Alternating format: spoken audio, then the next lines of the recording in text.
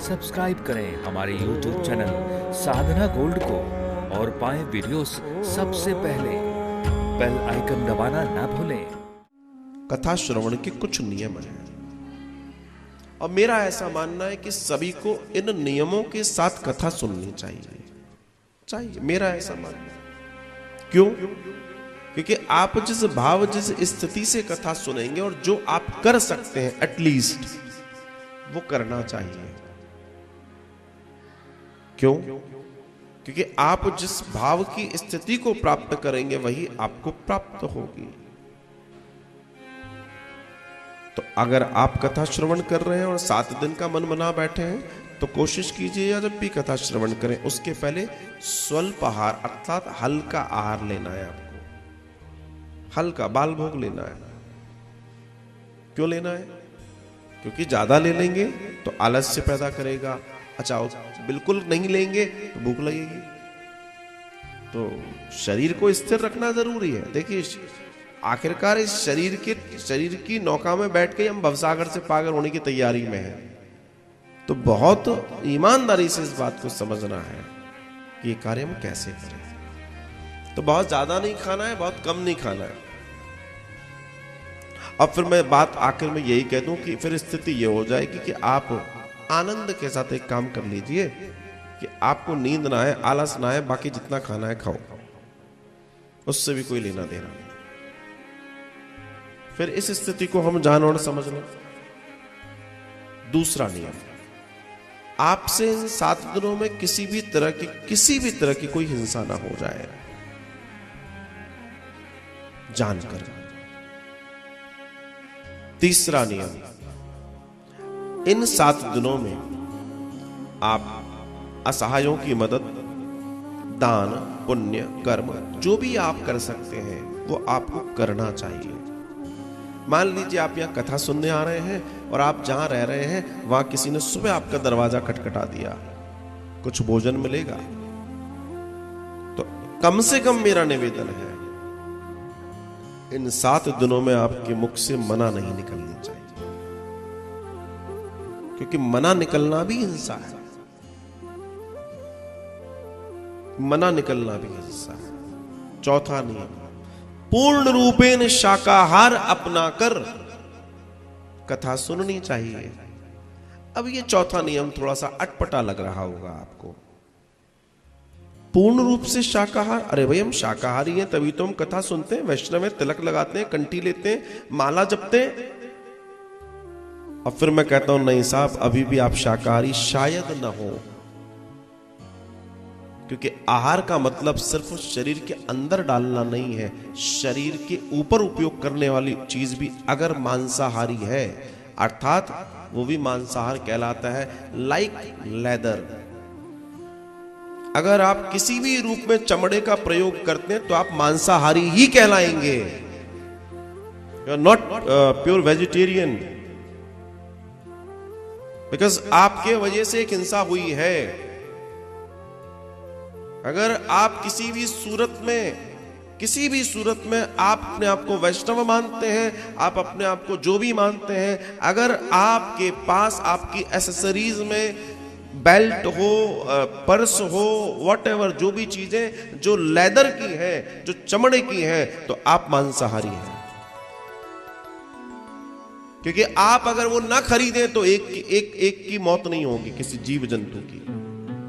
आप और हम खरीदते हैं तो वो मारते हैं और आप तक वो चमड़े को नए नए रूप में पहुंचा देते हैं। आप सोचिए, अगर हम नेचुरल वे की बात करें, अगर हम सामान्य परिस्थिति की बात करें, तो जो जीव अपनी परिस्थिति में जंगल में जीते हैं करते, क्या वो खत्म हो गया पूरा जंगल शेरों की वजह से? थोड़ा ध्यान देना मैं क्या कहना चाहता हूं। शेर और जंगली जानवरों की वजह से क्या जंगल खत्म हो गए? क्या वहां के छोटे मोटे जानवर सारे समाप्त हो गए? नहीं हुए। उनका क्रम आज भी चल रहा है, कल भी चल रहा था और चलता रहेगा अगर हम हस्तक्षेप ना करें तो।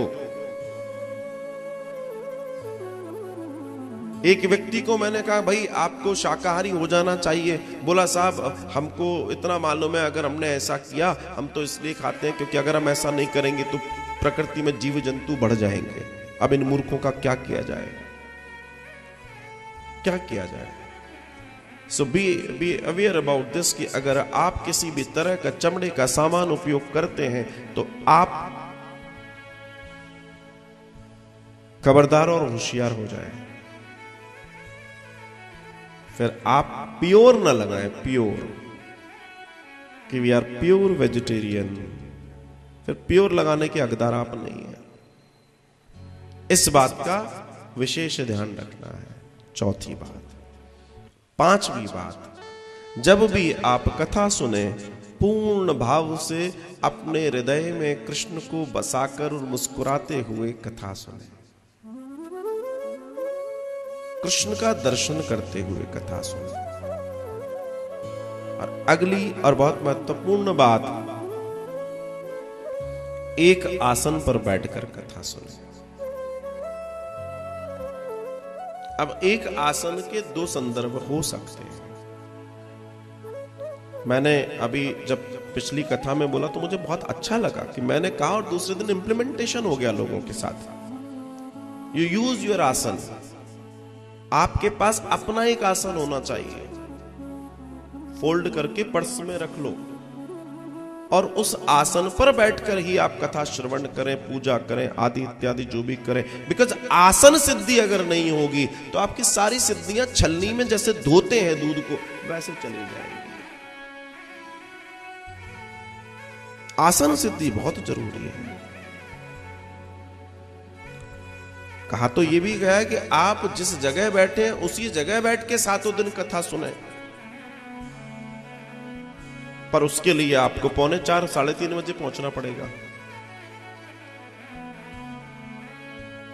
वो थोड़ा मुश्किल हो सकता है। सो इन दैट कंडीशन आपने क्या करना है, आपके पास अपना आसन तो हो सकता है जिस पर आप बैठकर प्रतिदिन कथा सुनते हैं। माला भी उस पे करनी है, पूजा भी उस पे करनी है, आपको करना चाहिए। आपको आसन सिद्धि नहीं सीखी अगर आपने, तो दूसरी चीजें कैसे होंगी? हम कहते हैं इतने समय से बहुत कुछ कर रहे हैं पर हो नहीं रहा। क्यों नहीं हो रहा? Because there is not this thing, आसन सिद्धि नहीं है वहां पर। 10, 15, 20 रुपए का आसन आता है, पतला सा लीजिए जिससे फोल्ड करना आसान हो। और सबसे अंतिम और सबसे प्रमुख बात, आप 2 घंटे कथा सुन रहे हैं, 3 घंटे कथा सुन रहे हैं, 4 घंटे कथा सुन रहे हैं, जितनी देर कथा सुन रहे हैं, आपका नेत्र व्यास जी के मुख से नहीं हटना चाहिए। कहीं कथा सुनिए आप, व्यास मुख कथा, व्यास सम्मुख कथा, ये 2 चीजें समझिएगा।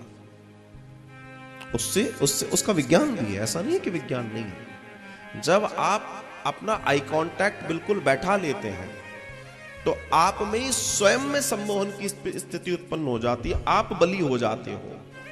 तो आप जो सुन रहे हो उस तेज को खींच भी पाते हो और वो तेज को आप ट्रांसफॉर्म करके अपने लिए भी उपयोग करना सीख जाते हो और भटकाव नहीं होता, दृष्टि शुद्ध होती है, ईर्ष्या का नाश होता है। क्योंकि हम इधर उधर देखेंगे तो न जाने क्या क्या दिखाई देगा, और अगर हम एकाग्र होकर अगर देख रहे हैं तो सिर्फ हमें वही दिखाई देगा जो हम देखना चाहते हैं। और ये कथा श्रवण के कई सारे परिणाम बदल देगा। अगर आप ऐसा कर देते हैं तो चेंज हो जाएंगी बहुत सारी चीजें।